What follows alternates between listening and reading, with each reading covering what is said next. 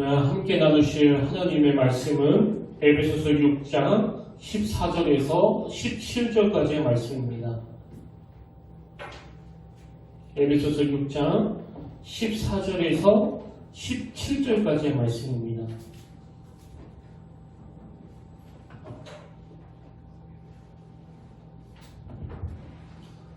신약 316페이지에 있습니다. 에베소서 6장 14절에서 17절까지의 말씀, 우리 짧은 네 구절인데요. 우리 다 같이 한 목소리로 힘있게 봉독하시겠습니다. 시작! 그런즉 서서 진리로 너희 허리띠를 띠고 의의 호신경을 붙이고 평안의 복음이 준비한 곳으로 신을 신고 모든 것 위에 믿음의 방패를 가지고 이로써 능히 악한 자의 모든 불화살을 소멸하고 구원의 투구와 성령의 검 곧 하나님의 말씀을 가지라. 아멘. 할렐루야. 반갑습니다. 우리 함께 인사 나누기를 원합니다. 참 잘 오셨습니다. 네, 반갑습니다. 주님의 이름으로 환영하고 또 축복합니다. 오늘도 주님의 놀라우신 은혜가 함께 있기를 진심으로 축복합니다. 이제 오늘 우리가 살펴볼 말씀은 이 하나님의 전신갑주 중에서 마지막 6째 항목인 성령의 검입니다. 성령의 검. 자, 17절. 구원의 투구와 성령의 검, 곧 하나님의 말씀을 가지라. 그래서 오늘은 이 성령의 검에 대해서 살펴보려고 하는데요. 근데 여러분, 제가 이 하나님의 말씀을 가지라는 이 구절을 묵상하고 또 여러 책을 보고 자료도 보고 하니까 이게 다른 항목들에 비해서 특이한 점이 있다는 겁니다.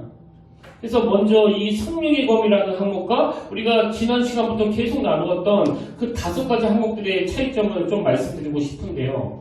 그게 뭐냐니까 여러분, 이 6가지의 전신갑주 중에서 나머지 5가지는 전부 다 방어용인 거에 비해서 여기 나와 있는 이 성령의 검만이 유독 공격용 무기라는 겁니다. 그리고 보면 제가 앞에서 언급했던 의의 진리의 허리띠, 의의 호신경, 평안의 복음의 신, 믿음의 방패, 구원의 투구, 이게 전부 다 그 방어용 아닙니까? 근데 오늘 우리가 다루게 될 이 하나님의 말씀만 공격용이기 때문에 검으로 표현을 했다는 겁니다. 여러분, 이게 보통 좀 조화를 이룬다고 생각을 하려면요, 이 6가지 항목들을 쭉 말하면서 방어용 한 3가지, 그리고 또 공격용 또 3가지, 이렇게 해야 좀 조화를 이룰 것 같는데 지금 완전히 한쪽으로 치우치지 않습니까? 그럼 5가지는 다 방어용이고 공격용은 딱 하나인데 왜 그게 하나님의 말씀이라고 말씀하시는가? 그만큼 이 말씀이 가진 강력한 능력, 이 말씀이 가진 강력한 힘, 이걸 강조하는 게 아닐까, 저는 그렇게 생각해 보았습니다. 그리고 또 전쟁에 임하는 군인이 그저 방어용 장비만 착용하고 공격용 무기를 손에 들고 있지 않다면 그 전쟁에서 절대 승리할 수 없습니다. 그 축구나 야구 같은 것을 봐도 물론 수비도 중요하지만 결국은 공격을 잘하는 팀이 승리를 쟁취하는 거 아닙니까? 이거와 마찬가지로 영적으로 우리가 방어용 무기만 가지고는 안 된다는 거예요. 그런 면에서 여러분, 교회가 가진 모든 역량을 가지고 집중해야 되는 것이 이 예배를 살리는 일이고 말씀을 살리는 일이고 또 기도를 살리는 일인데요. 특별히 그 중에서도 이 말씀, 바로 이 하나님의 말씀이 너무나 강력한 영적인 공격용 무기, 악한 마귀를 완전히 제압하는 공격용 무기가 됐다는 거예요. 성경이 지금 그것을 우리에게 가르치고 있지 않습니까? 그래서 여러분, 교회에 필요한 여러 가지 요소들이 많이 있는데요. 친구도 있어야 되고, 구제도 있어야 되고, 가끔 한 번씩 그 나들이도 가야 되고, 여러 것들이 있어야 되지만, 그러나 사실은 그 나머지 것들은 다 부대적인 거고, 이 말씀을 가르쳐야 된다는 겁니다. 그렇지 않으면요, 교회를 뻔질나게 드나든다고 하더라도, 아무리 모태신앙, 집사 권사라고 할지라도 이단에 넘어갈 수밖에 없습니다. 그 말씀이 없는데 그 영적 싸움에서 어떻게 승리할 수 있겠냐고요. 예를 들어가지고 그 요한복음 6장에 보면 우리가 잘 아는 그 오병이어 사건이 기록되어 있는데요. 지금 예수님께서 그 어린아이의 작은 도시락, 그 보리떡 5개와 물고기 2마리를 가지고 성인 남자만 5,000명, 여자고 어린애까지 합치면 10,000명이 넘는 사람들을 먹이는 그 놀라운 기적을 베풀고 나니까 막 사람들이 열광하는 거예요. 그리고 예수님을 왕으로 삼아야 된다고 부추기는 겁니다. 근데 여러분도 다 아시지만요, 그 사람들은 진리 때문에 열광한 게 아니에요. 그냥 뭐 신기한 거 구경이나 하고, 안 그래도 배고팠는데 그 먹을 거 주니까. 그래서 이제 그렇게 열광하는 그 사람들에게 예수님이 그 진리의 말씀을 가르치니까 어떤 일이 일어나느냐? 다 떠나가는 거예요. 요한복음 6장 66절에 보십시오. 그때부터 주님이 말씀을 가르치시는 그때부터 그의 제자 중에서 많은 사람이 떠나가고 다시 그와 함께 다니지 아니하더라. 아니, 세상에 그 오병이어 기적을 베풀 때는 그렇게 열광하면서 막 따라다니더니 이제 주님께서 생명의 말씀을 가르쳐 주시니까 다 떠나버렸어요. 여러분, 이게 오늘날 교회의 현실과 좀 비슷해 보이지 않습니까? 그 주일학교 애들한테 그렇게 간식 주고 뭐 선물 주고 막 방방 태워주고 뭐 물놀이 가고, 저 어렸을 때는요, 뭐 교회 가면 막 이것저것 많이 주니까요, 온 동네 애들이 다 교회에 모였습니다. 그리고 여름 성경학교 같은 거는 뭐 안 믿는 애들도 손꼽아서 기다렸고요. 또 크리스마스 이브가 되면 그 새벽송 돌 때 성도님이 주신 그 간식을 생각하면서 제가 얼마나 기다렸는지 모릅니다. 근데 그러면 무슨 소용이 있습니까? 막 북적북적거리면서 연극도 하고 게임도 하고 수박 깨트리기 하고 뭐 온라이트도 하고 뭐 다 하지만 그 행사가 다 끝나고 주일이 되면요, 교회 안 옵니다. 말씀 가르치면 다 떠나요. 교회가 무슨 자선단체도 아니고. 그래서 오늘 우리가 이 무엇보다도 회복해야 되는 건요, 이 말씀이에요, 말씀. 그렇게 오병의 기적을 보고 떡 보고 막 기분이 좋아가지고 그렇게 열광하던 사람들이 예수님이 이 진리의 말씀을 가르치니까 다 떠나버렸는데요. 그런 상황 속에서 예수님이 제자들에게 이렇게 물으십니다. 요한복음 6장 67절. 예수께서 12제자에게 이르시되 너희도 가려느냐? 그랬더니 68절. 시몬 베드로가 대답하되 주여, 영생의 말씀이 주께 있사오니, 영생의 말씀이 주께 있사오니 우리가 누구에게로 가오리까? 제가 이 요한복음 6장을 쭉 읽다가 보니까 여기에 예수님을 따르는 사람들이 딱 두 부류로 나눠지는 거예요. 한 부류는 어떤 사람입니까? 그저 눈에 보이는 기적, 그 보리떡 5개와 물고기 2마리로 수많은 사람들을 먹이는 이런 신비한 일에만 관심을 가진 사람이 있고요. 그런가 하면 또 다른 한 부류의 사람은 누구입니까?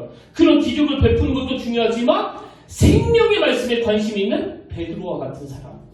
그렇게 두 부류로 나눠지더라는 거예요. 참 가슴 아프게도요, 지금 우리나라에 기독교가 들어온 지가 뭐 150년에 육박한다고 하지만 솔직히 말씀드리면 여전히 이 한국교회 안에 이 성령의 검, 곧 하나님의 말씀을 소중히 여기는 성도님들은 그렇게 많지가 않아요. 이게 참 가슴 아픈 일 아닙니까? 뭐 물론 교회가 가능하면 그런 기적도 좀 일어나면 좋겠고요. 또 병도 고치고 소문도 나고 그러면 좋겠습니다만, 그러다 그게 본질이 아니라는 거예요. 그리고 또 교회에 사람들이 막 북적북적 모여가지고 뭐 친교도 하고 놀러도 가고 뭐 여러 행사들을 통해서 좋은 분위기를 만들면 교회가 성장하는 데에는 도움은 좀 되겠지만, 그런 게 없다고 하더라도 본질 되시는 하나님 말씀이 선포되고 하나님의 말씀에 대한 이 가르침이 있는 곳이라면 아무 손색이 없다는 겁니다. 그래서 여러분, 이 눈에 보이는 거, 이 이적과 기사를 주는 게 왜 위험한지 아십니까? 예전에 제가 섬겼던 교회에 그 말기암으로 오랜 시간 투병하셨던 분이 계셨는데요. 그래서 이분이 그 철박한 마음으로 이제 어느 장로님이 인도하시는 그 치유 집회에 참석을 한 거예요. 뭐 충분히 이해할 수 있는 거 아닙니까? 근데 그 치유 집회에 참석을 했다가 이분이 깜짝 놀란 게요, 그 인도자 되시는 장로님이 이제 그 집회를 인도하시다가 갑자기 그분이 앉아있는 그쪽을 가르치면서 지금 저쪽에 앉아 계신 어떤 분이 뭐 무슨 암으로 지금 투병 중에 있는데 하나님이 그를 고쳐주셨습니다. 이분이 소스라치게 놀란 게요, 그 인도자께서 무슨 암으로 투병 중에 있다는 그게 정확하게 자기가 지금 겪고 있는 그 암이에요. 그렇게 자기 쪽을 쳐다보면서 그런 이야기를 하니까 이분이 막 너무 놀랐어요. 그리고 그 하나님이 치유하셨다는 큰 확신을 갖게 된 거예요. 뭐 얼마나 기뻤던지요. 교회에 오셔가지고요. 그 담임 목사님 손을 꽉 잡으면서 목사님, 그 장로님이 나 병 나았다고 선포해 주셨습니다. 나 병 고쳤습니다. 이제 암 없습니다. 그렇게 너무너무 기뻐하시더라고요. 근데 불행하게도요. 그분이 그 선포를 받고 그렇게 기뻐하고 몇 달 있다가 돌아가셨습니다. 제가 그 얘기를 듣고 마음이 너무 아팠던 게 뭐냐면요. 그 병원에서 수술을 권했답니다. 근데 이분은 나 다 나았습니다. 하나님이 고쳐주셨습니다. 이제 수술 필요 없습니다. 얼마나 마음이 아팠는지 몰라요. 여러분, 지금 성령의 검은 다른 게 아니고 하나님의 말씀을 붙잡는 거라고 이 말씀을 제가 준비하는데 왜 그 성도님 얼굴이 떠올랐을까요? 여러분, 제가 지금 그 치유 사역 자체를 문제 삼는 게 아니에요. 저도 믿습니다. 우리가 하나님 앞에 간절히 기도할 때 이런 치유의 역사가 일어난다는 거 저도 믿습니다. 제 삶 속에서도 하나님 없이는 도저히 설명할 수 없는 그 많은 일들을 저도 경험한 입장 아니겠습니까? 그러나 그럼에도 불구하고 제가 항상 염려하는 게 뭐냐면은 여러분, 어떤 경우에라도 사람이 하는 그 선포에는 오류가 있을 수 있다는 거예요.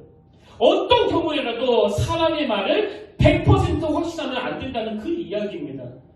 그리고 더 중요한 거, 우리가 그 신앙생활 초기에는 이런 오병이어와 같은 그 눈에 보이는 가시적인 것에 관심을 갖고 또 그렇게밖에 할 수 없다 치더라도 이제 신앙의 연조가 깊어지면 깊어질수록 결국 베드로가 고백했던 것처럼 그 진리의 말씀에 관심을 가져야 되는 거예요. 제가 늘 드리는 말씀이 그거 아닙니까? 예수님이 그 죽은 나사로를 살려내셨어요. 근데 그게 도대체 무슨 의미가 있냐는 거예요. 어차피 다시 죽을 거. 그때 다시 살아난 나사로가 아직도 살아있습니까? 억지로 살려내봐야 조금 더 살고 또 죽었습니다.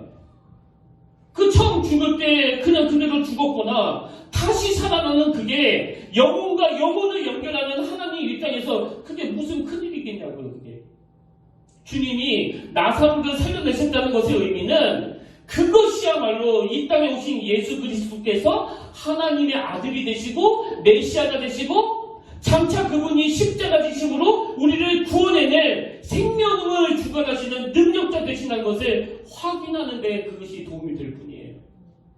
그렇기 때문에 우리는 그 나사로가 다시 살아난 사건을 통해서 내 영혼도 이 나사로처럼 살아날 수 있다. 내 가정도 이 나사로처럼 회복될 수 있다. 이렇게 살아있는 하나님의 말씀을 붙잡는 것으로 적용을 해야 된다는 겁니다. 저는 오늘 우리 평택교회가 그 신앙의 연주가 점점 깊어질수록 이 기록된 생명의 말씀, 이 하나님의 말씀을 붙잡고 의지하면서 이 베드로가 고백했던 것처럼 영생의 말씀이 주께 있사오니 우리가 누구에게로 가오리까, 이런 아름다운 고백을 하는 성도님들이 점점 많아지는 그런 교회가 되기를 바랍니다. 이런 차원에서 오늘 우리 시대는 너무나 무서운 영적인 공격이 많은 시대인데요.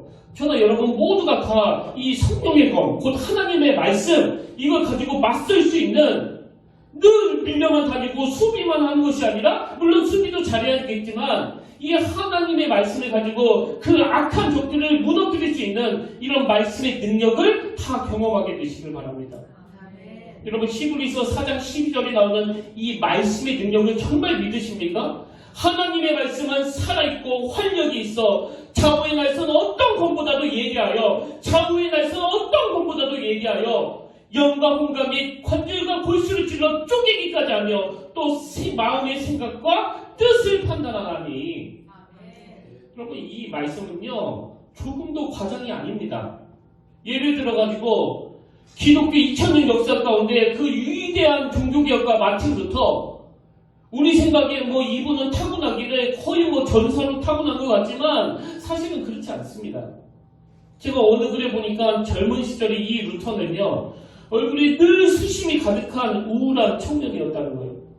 그 마음에 하나님의 진노가 언제 내릴지 모르겠다는 이런 두려움에 빠져 있어가지고 그렇게 소심하고 그렇게 우울해하고 그렇게 어두운 얼굴을 가지고 갔던 이 루터였는데요. 이 나약한 루터에게 로마서 1장 17절 말씀이 선포된 거 아닙니까? 복음에는 하나님의 의가 나타나서 믿음으로 믿음에 이르게 하나니 기록된 바 오직 의인은 믿음으로 말미암아 살리라 함과 같으니라.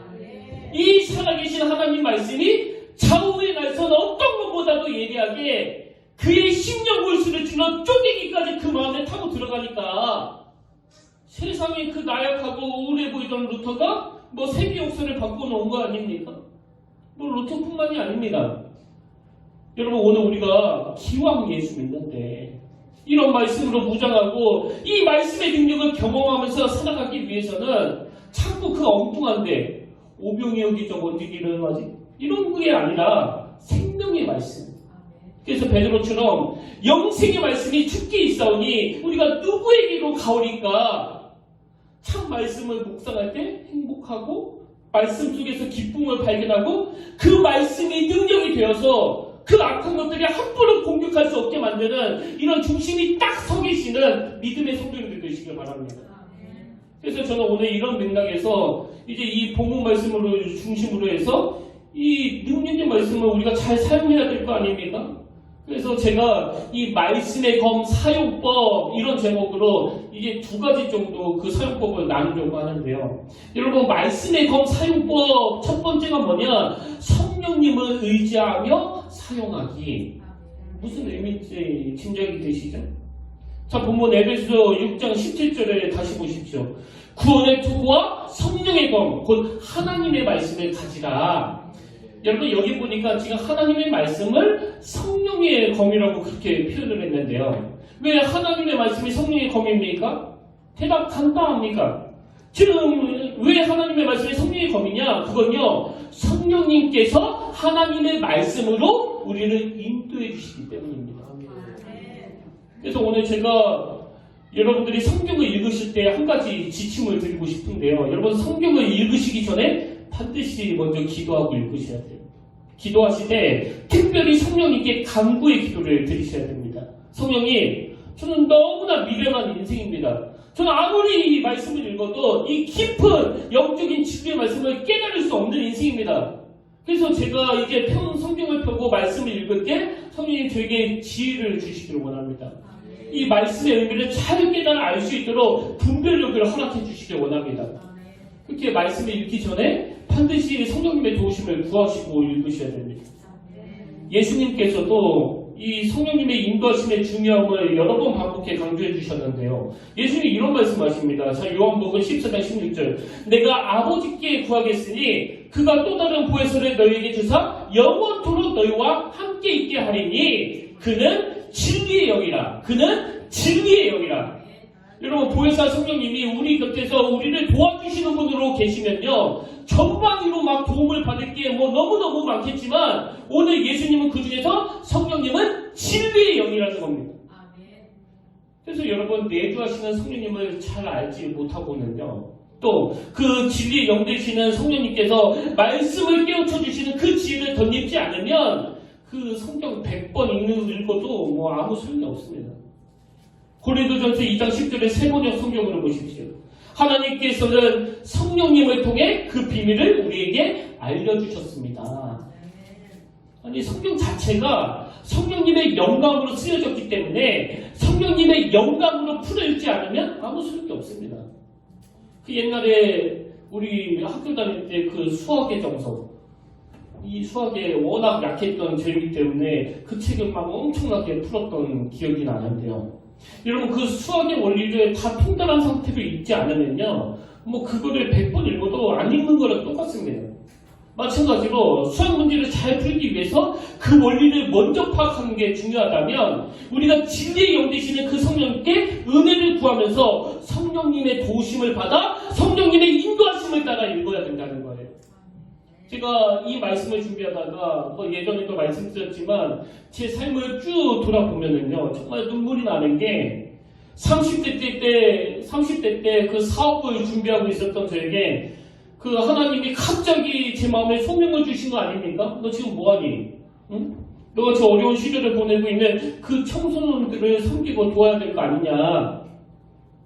저는 평생에 살면서 제가 이렇게 목회할 거라고는 한 번도 생각하지 않았는데 그런 저에게 강력한 하나님의 말씀이 임한 거예요. 그래서 제가 하나님의 그 성령 앞에서 순종해서 하던 모든 일을 다 정리하고 이 모건대학교 신학교에 입학을 했는데요. 여러분 그 과정을 생각을 해보니까요. 막 너무 가슴 벅차고 너무 감사하고 너무 감격한 것도 있었지만 또 다른 한편으로 제가 정말 두려워하고 불안했던 그런 기억이 있습니다. 그래서 그게 병으로 와가지고요. 막 고열에 시달리고 막 끙끙 앓고 그런 기간을 보냈었거든요. 그럼 왜 그렇게 불안했었느냐? 여러분 한번 생각해 보십시오. 저는 저 나름대로 하나님이 저에게 소명을 주셔가지고 제가 순종해서 그 길로 간 건데 막상 가보니까 이게 하나님의 뜻이 아니었네? 내가 날 헛것을 들었나? 헛것을 봤나? 200벌이면 내 인생이 어떻게 되느냐고요. 그래서 두려운 겁니다. 이게 정말 하나님의 뜻인가? 그래서 제가 그 마음의 두려움을 가지고 이 성경을 읽어야겠다고 그렇게 결심을 한 거예요. 창세기부터 요한계시록까지 전체를 읽어가면서 내가 하나님의 뜻을 좀 분별해야 되겠다. 여러분 이건 100% 성령님이 주신 지혜라고 저는 생각합니다.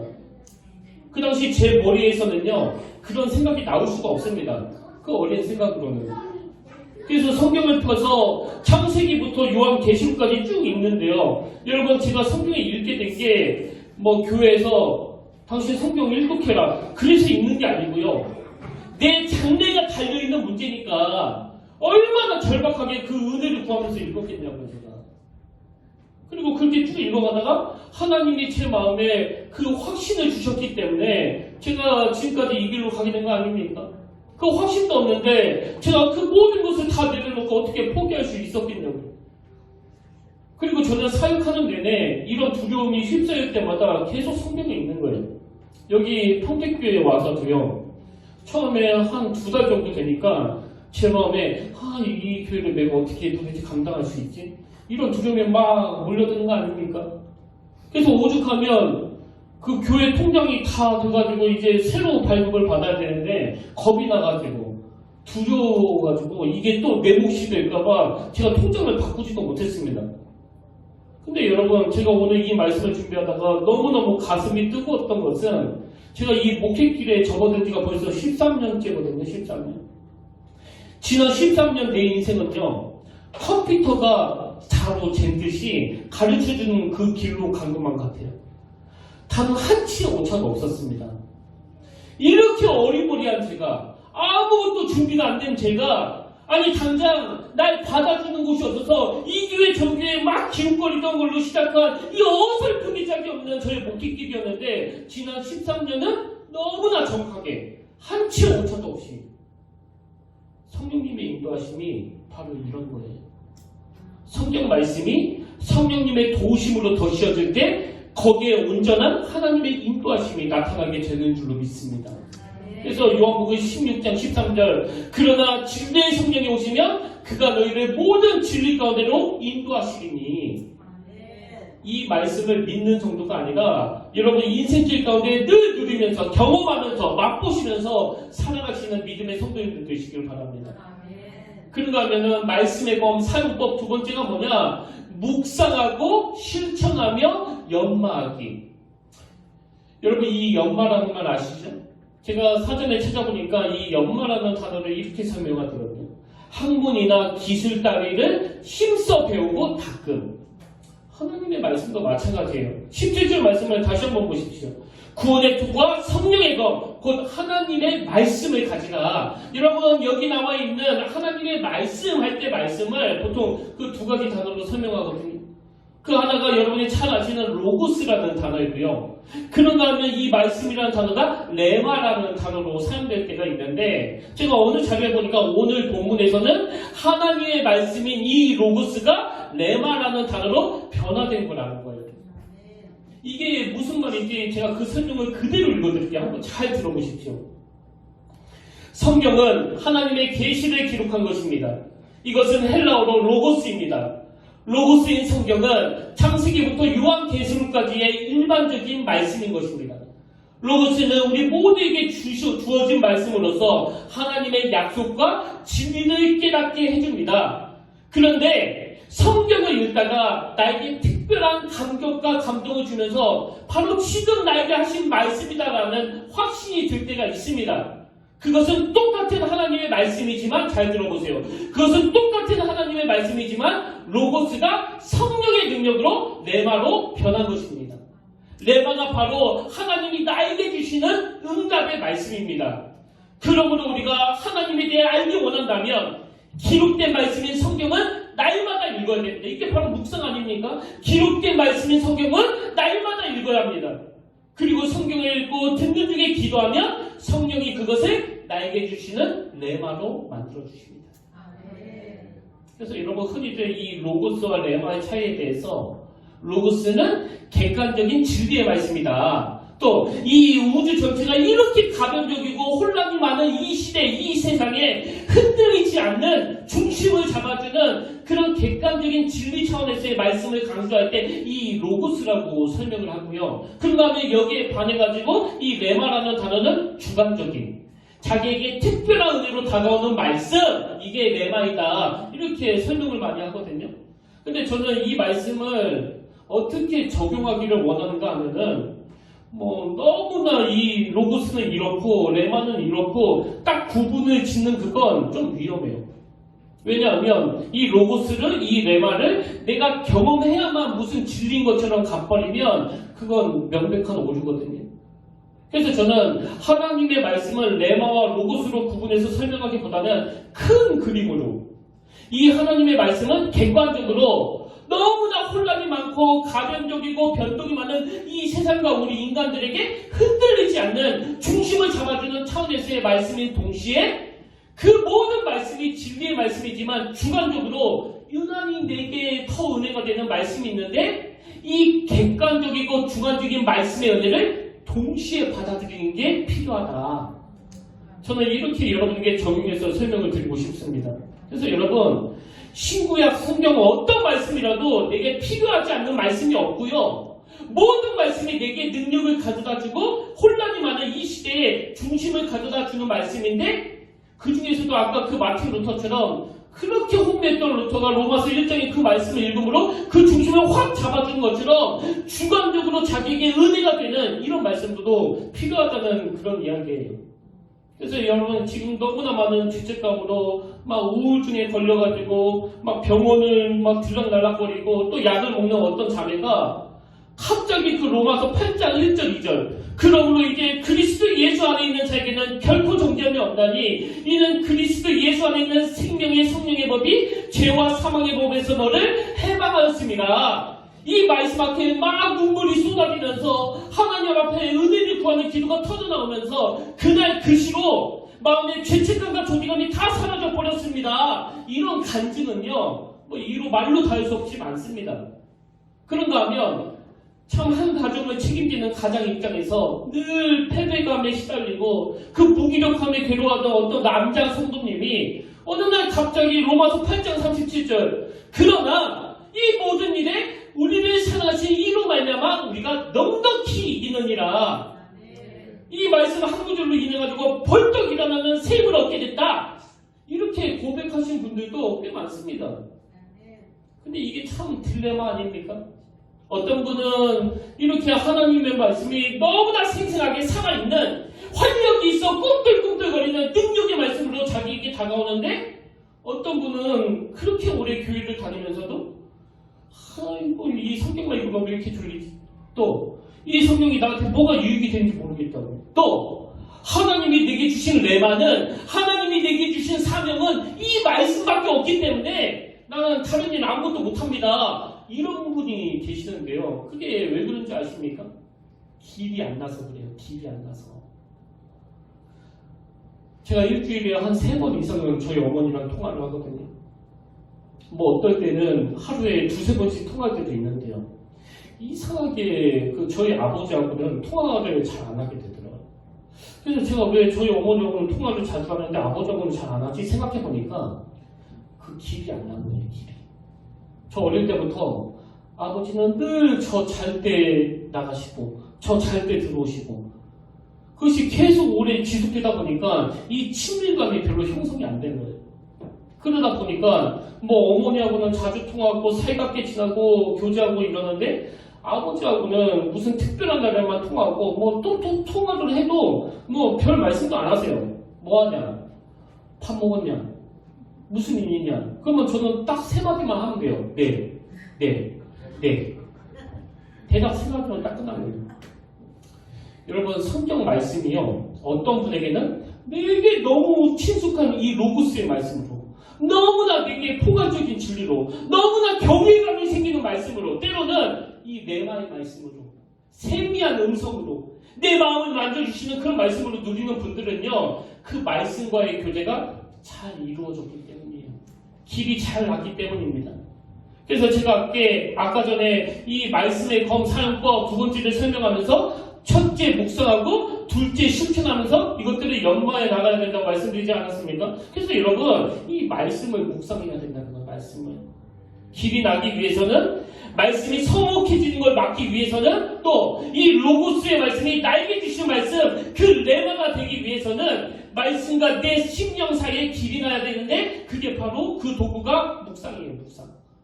시편 1편 1절, 복 있는 사람은 악인들의 꾀를 따르지 아니하며 죄인들의 길에 서지 아니하며 오만한 자들의 자리에 앉지 아니하고 오직 여호와의 율법을 즐거워하여 그의 율법을 주야로 묵상하는도다. 공동 번역을 보니까 밤낮으로 그 법을 되새기는 사람, 밤낮으로 그 법을 되새기는 사람이라는 거예요. 밤낮으로 그 법을 되새기는. 여러분, 하나님이 도중에 그 모세를 하차시키고 전혀 경험도 없는 그 젊은 여호수아에게 그 일을 맡기셨을 때, 그 위대한 모세의 후계자로 세워진 이 여호수아 입장에서 그 내면에 얼마나 그 염려가 많았겠습니까? 앞으로 치러야 될 이 정복전쟁, 그 가나안과의 전쟁은 어떻게 되는 거고, 또 그 수많은 그렇게 불평이 많은 이스라엘 백성들을 이끌고 가야 되는데 그 내면에 이 두려움이 얼마나 많았겠냐고요. 그랬을 때 하나님께서는 여호수아 1장 7절, 오직 하라고 극히 담대하여 나의 종 모세가 내게 명령한 그 율법을 다 지켜 행하고 우로나 자로나 치우치지 말라. 그리하면 어디로 가든지 형통하리니. 그러면서 주시는 말씀이 8절입니다. 이 율법책을 내 입에서 떠나지 말게 하며 주야로 그것을 묵상하여 그 안에 기록된 대로 다 지켜 행하라. 오늘 여러분, 이 세상살이에서 두려움이 많으신 분 계시다면요, 이 여호와의 말씀을 묵상하게 되시길 바랍니다. 가정에 이런저런 문제로 근심이 많으신 분도 저같이 교회를 지키는 게 너무너무 버거워서 힘들어하시는 목회자가 있다면 여호와의 말씀을 묵상하는 거예요. 주야로 묵상하는 겁니다. 그런가 하면 첫 번째가 묵상하는 거라면 두 번째는 실천하는 걸 연마하셔야 돼요. 실천. 야고보서 1장 22절, 너희는 말씀을 행하는 자가 되고 듣기만 하여 자신을 속이는 자가 되지 말라. 말씀을 읽고 묵상하는 것도 중요하지만 내게 자리 잡은 그 말씀이 내 삶을 변화시키도록 자꾸 훈련을 해야 된다는 거예요. 그런가 하면 누가복음 6장 46절에서 49절, 너희는 나를 불러 주여 주여 하면서도 어찌하여 내가 말하는 것을 행하지 아니하느냐. 내게 나와 내 말을 듣고 행하는 자마다 누구와 같은 것을 너에게 보이리라. 집을 짓되 깊이 파고 주추를 발 속에 놓은 사람과 같으니 큰 물이 나서 탕류가 그 집에 부딪히되 잘 지었기 때문에 능히 요동하지 못하게 하였거니와. 그 다음 보세요. 49절, 듣고 행하지 아니하는 자는 주추 없이 흙 위에 집 지은 사람과 같으니 탕류가 부딪힘에 집이 곧 무너져 파괴됨이 심하니라 하니라. 여러분, 이 두 부류의 차이를 아시겠습니까? 내게 임한 말씀이 능력이 되기 위해서는 묵상하는 거예요. 그리고 그 묵상한 말씀을 삶 속에서 실천하는 겁니다. 결론을 맺습니다. 오늘 저는 이 말씀의 검 사용법 두 가지를 말씀드렸는데요. 첫째는 성령님을 의지하여 사용하기, 그리고 둘째는 묵상하고 실천하며 연마하기. 이 두 가지를 기억하시면서 여러분, 사도행전 17장 11절, 베레아에 있는 사람들은 데살로니가에 있는 사람들보다 더더불어서 간절한 마음으로, 이게 중요합니다, 간절한 마음으로 말씀을 받고 이것이 그러한가 하여 날마다 성경을 상고함으로, 날마다 성경을 묵상함으로. 이런 점에서 우리 모두가 다 오늘 자기 자신을 돌아보고 점검하면서 다시 손에 성경의 검을 집어들고 심령골수를 찔러 쪼개기까지 하는 그 살아계신 하나님의 말씀을 붙잡고 이 영적 싸움에서 하나님의 군사로 무장해 그 전쟁에서 꼭 승리하게 되시기를 주님 이름으로 축원합니다. 오늘 말씀을 기억하시면서 여러분 이 찬양 함께 부르시면 좋겠는데요. 오늘 설교를 그대로 요약해놓은 것 같아요. 전능하신 나의 주 하나님은 능치 못하실 일 전혀 없는. 후렴에 보니까 주의 말씀 의지하여 깊은 곳에 금을 던져, 주의 말씀 의지하여 믿음으로 금을 던져 믿는 자에게 능치 못하옵네. 우리 가사를 생각하시면서 하나님 이 영적 싸움에서 내가 승리하기 원합니다. 이 영적 싸움에서 이 말씀만이 유일한 공격의 도구라는 것을 내가 인식하기 원합니다. 우리 힘있게 이 찬양 함께 찬양하기 원합니다.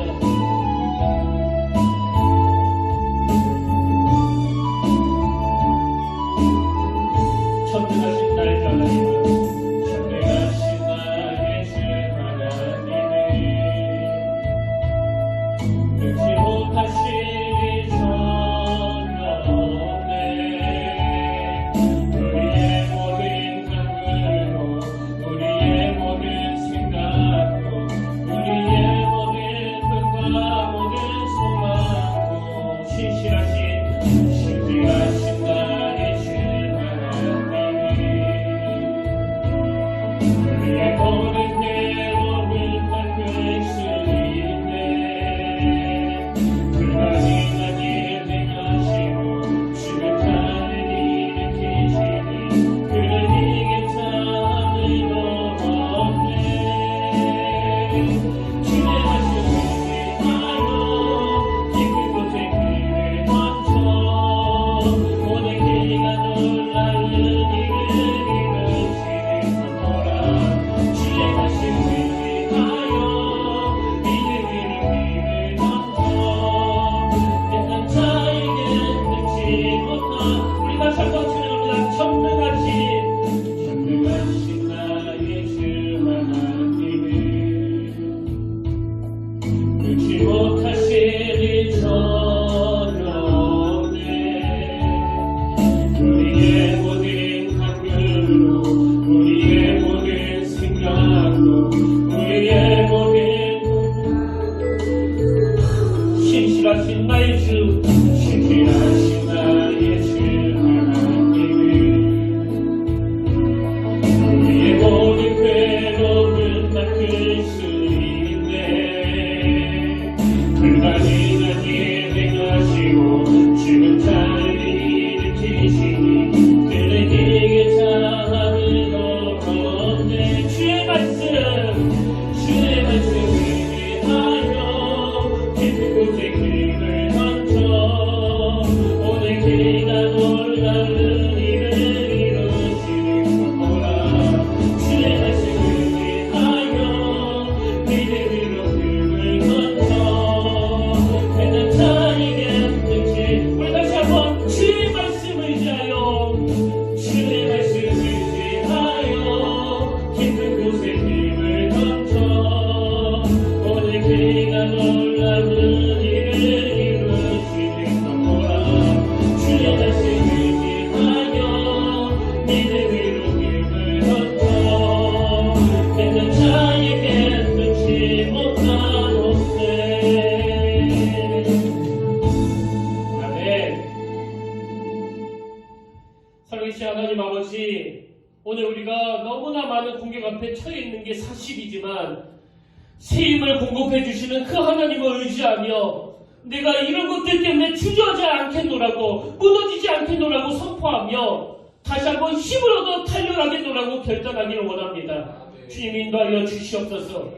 아니 오늘 교회가 별의별 행사는 다 하고 별의별 순서는 다 가져도 말씀이 자리 잡지 않는 교회는 건강한 교회가 아니라면 아버지 우리 교회가 정말 건강한 하나님의 말씀이 살아 역사하는 그런 교회가 되기를 원합니다.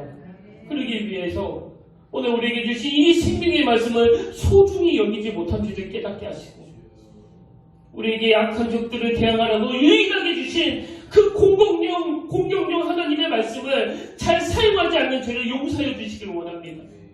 성경을 읽을 때 그저 내 멋대로 읽었던 것, 내게 감동이 되는 말씀만 받았던 것 다 용서하여 주시고 진리의 영 되시는 성령님을 의지하며 이 말씀을 다시 읽기 시작하는 그런 저희들이 되도록 인도하여 주시옵소서.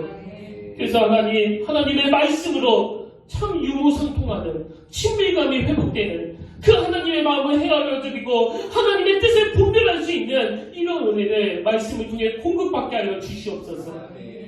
특별히 지속적으로 이 말씀을 묵상할 수 있도록 도와주시고 그 묵상한 말씀을 우리가 삶 속에서 실천할 때 부족한 저희들도 주님 닮은 성화가 이루어져 가게 될 줄 믿사오니 하나님 말씀을 묵상하고 상고하고 실천하려는 몸부림치는 그 애씀 속에서 성령님의 강력한 역사가 일어나게 하여 주시옵소서. 그런가 하면 하나님 아버지, 이번 주부터 시작하는 고난주가 우리의 죄를 위해 그 고난의 길을 걸어가신 주님을 깊이 묵상하면서 참 지치기 쉽고 마음에 초조함이 찾아오기 쉬운 여세 동안의 삶이지만 다시 부활하신 그 주님께 소망을 두며 오늘 주신 말씀의 능력에 기대감을 가지고 한 주간의 문을 열고 또 한 주간을 잘 마무리할 수 있도록 성령님께서 인도하여 주시옵소서. 그 은혜의 길로 인도하여 주실 줄 믿사오며 예수님 이름으로 간절히 기도드립니다. 아멘.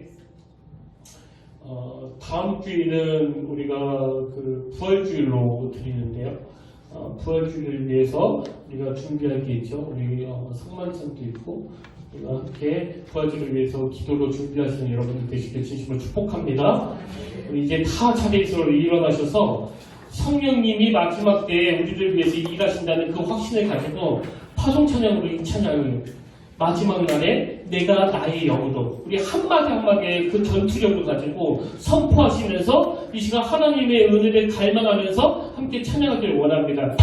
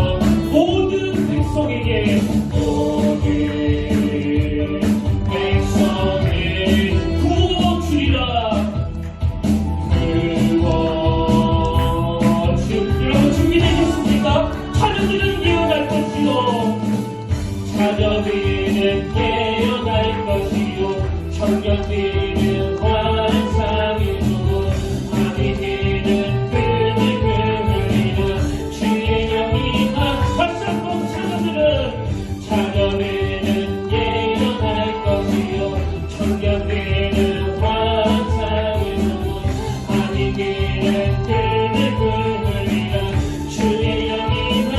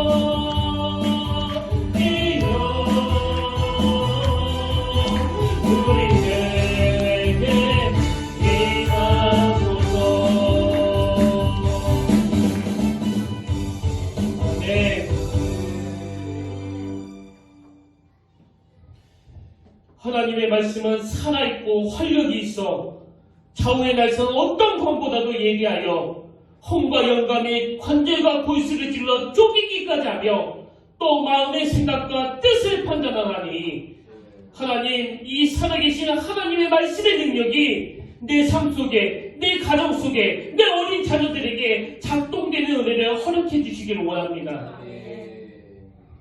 그 말씀 안에 하나님의 영향력 안에 놓여주기를 원합니다. 주여 그 은혜로 인도하여 주시옵소서. 오늘 주님 앞에서 신령과 진정으로 예배하는 모든 자녀들마다 이 시간 한번 주먹에 힘이 불끈 주어지게 하시고 아버지 성령의 검을 손에 들고 원수마귀와 싸워 승리하는 한 주간이 되도록 인도하여 주시옵소서.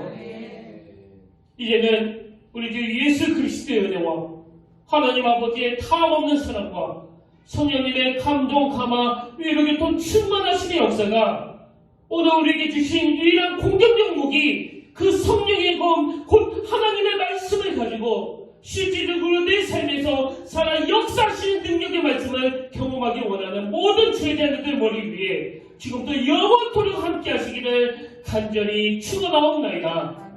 아멘.